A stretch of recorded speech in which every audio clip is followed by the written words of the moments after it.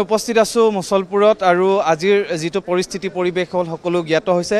সতীৰ্থত ধ্ৰুৱ বৰা আছে আৰু ধ্ৰুৱ বৰা যি শিলাবৰ্ষণ হৈছিল তাতে আঘাত পাইছে আৰু ভৰিত তিনিটাকৈ চিলাই কৰিবলগীয়া হৈছে। এক্সৰে আমি কৰিলোঁ কিন্তু কোনো চিন্তাৰ বিষয় নাই, কিন্তু বহু সময় ধৰি তেজ ওলাই আছিলে, আমি ৰখাব পৰা নাছিলোঁ, চিকিৎসালয়লৈ আনিবৰ কোনো বিশেষ ব্যৱস্থা নাছিলে।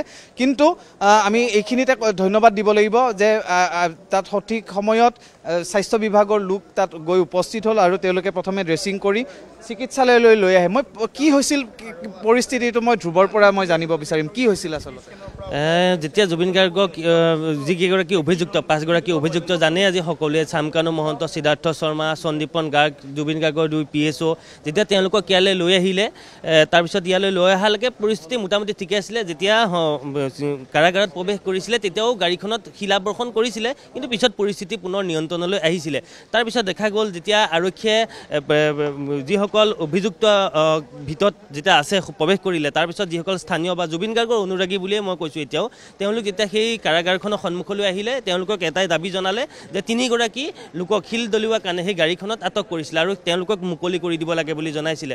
তাৰপিছত মুকলি কৰি দিয়াৰ সেই দাবীটো আৰক্ষীয়ে লাষ্টত মানি ল'লে, তেওঁলোকক মুকলি কৰি দিলে। কিন্তু মুকলি কৰি দিয়াৰ পাছতো পুনৰ দাবী উঠিলে যে যিকেইগৰাকী অভিযুক্ত আছে তেওঁলোকক ৰাইজৰ সন্মুখত গতাই দিব লাগে, কিন্তু সেইটো আৰক্ষীয়ে কৰিব নোৱাৰিলে।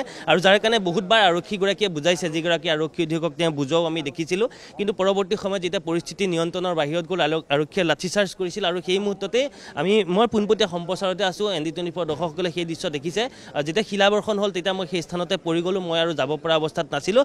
কিন্তু মোৰ সতীৰ্থ পুলকেশ আছিলে, পুলকেশ পাঠকে কিবা কৰি মোক জেলৰ ভিতৰলৈ লৈ গৈছে আৰু তাতে মই প্ৰায় 1.5 ঘণ্টা, মোৰ সতীৰ্থ বিটু আহিলে, তাত মই 2 ঘণ্টা সময় মোৰ ব্লাড গৈ আছে, তাতে মই পৰি থাকিবলগীয়া হৈছিলে কাৰণ ওলাব পৰা পৰিৱেশ নাছিলে। তাৰপিছত আছুৰ তৰফৰ পৰাও যোগাযোগ কৰিলে, এম্বুলেঞ্চ এখন পঠিয়ালে, আপোনালোকে যোগাযোগ কৰিলে, ইয়ালৈ মই আহিলোঁ। বৰ্তমান এতিয়া কিছু পৰিমাণে সুস্থ হৈছোঁ, 5 দিন চিকিৎসকে ৰেষ্ট দিছে, গতিকে তাৰপিছত হয়তো মই সুস্থ হৈ উঠিম। এতিয়া মানে আপোনাৰ বিষ আছে? বিষ আছে, মই খোজকাঢ়িব পৰা নাই। ডক্টৰে কৈছে খোজকাঢ়িলে ভাল, কিন্তু মোৰ যথেষ্ট যিহেতু চিলাই পৰিছে 3টাকৈ, গতিকে মই খোজকাঢ়িব পৰা অৱস্থাত নাই। 5 দিন মোক ডক্টৰে ৰেষ্ট দিছে। গতিকে এয়া সতীৰ্থ ধ্ৰুৱ আৰু ধ্ৰুৱ বৰা। আৰু আমি পুৱাৰ পৰা আমি দেখুৱাই আছিলোঁ কেনেধৰণে ইয়াত ব্যৱস্থাখিনি কৰা হৈছিল। শ্যামকানু মহন্তক আদালতলৈ অনাৰ পৰা কাৰাগাৰত অনালৈকে, বাক্সালৈ অনালৈকে আমি সকলো প্ৰতিটো মুহূৰ্তৰ আপডেট আমি দি আছিলোঁ। কিন্তু এতিয়া এনেধৰণে লৈ অহা হৈছে। মই ছাত্ৰ সন্থাৰ নেতৃত্ব, সদৌ অসম ছাত্ৰ সন্থাৰ নেতৃত্ব আছে আৰু মই আপোনাকো ধন্যবাদ জ্ঞাপন কৰিব লাগিব।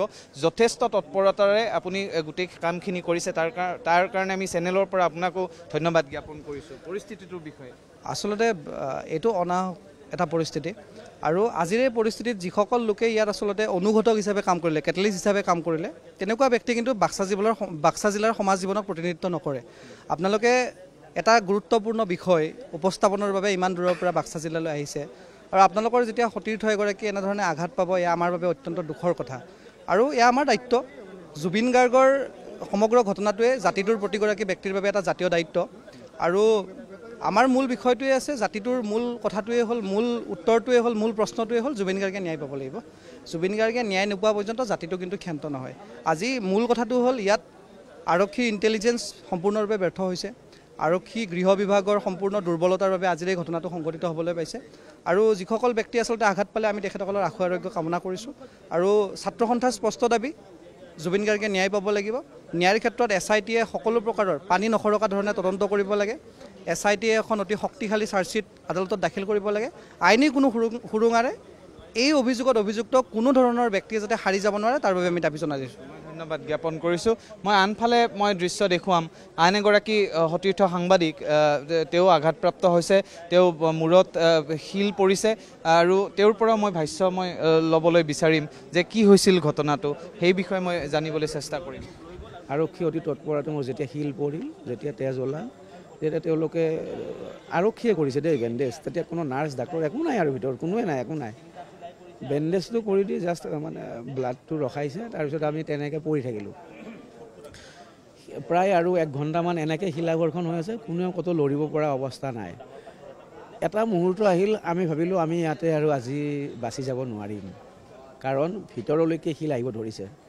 আমাৰ সেই কোৱাৰ্টাৰৰ ভিতৰলৈকে শিল আহিব ধৰিছে, আৰু মানুহবিলাক ভিতৰত সোমাবলৈ চেষ্টা কৰিছে, জেলৰ ভিতৰত সোমাবলৈ চেষ্টা কৰিছে। আৰক্ষী ফায়াৰিং কৰিয়ে আছে, শিলাবৰ্ষণ চলি আছে, ফায়াৰিং কৰি আছে, শিলাবৰ্ষণ চলি আছে। এনেকৈ বহু সময় জুৰি এই অৱস্থাটো থাকিল। তাৰপিছত লাহে লাহে মানুহখিনিক আৰক্ষীয়ে নিয়ন্ত্ৰণ কৰাৰ কাৰণে চেষ্টা কৰিলে আৰু এফালৰ পৰা এম্বুলেঞ্চ গৈ আমাক উদ্ধাৰ কৰি আমাক তাৰ পৰা আনি মেডিকেলত ভৰ্তি কৰালে। মোৰ মূৰত 5টা চিলাই পৰিছে আৰু ইতিমধ্যে বেজি চেজি দিলে আৰু চিটি স্কেন কৰিলে। এতিয়া কণ্ডিশ্যনটো এইটো, ইয়াৰ পিছত কি হয় দেখা যাব। বৰ্তমান আপোনাৰ কেনেকুৱা পৰিৱেশ? এয়া হৈছে পৰিৱেশ যি সংবাদ সংগ্ৰহৰ বাবে আহিছিল।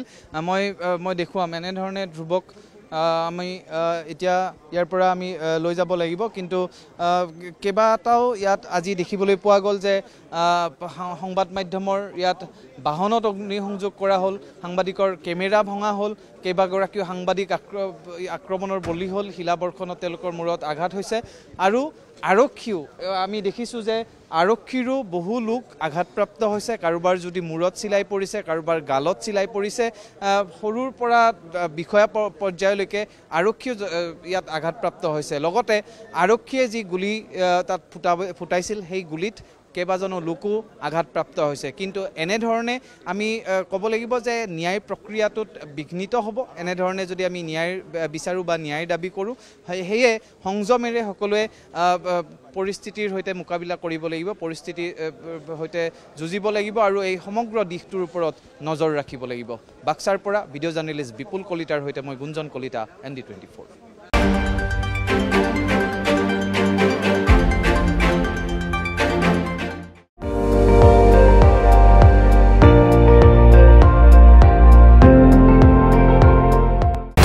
আপুনি চাই আছে ND24, সৰ্বশ্ৰেষ্ঠ নহয় সৰ্বোত্তমৰ দৌৰত।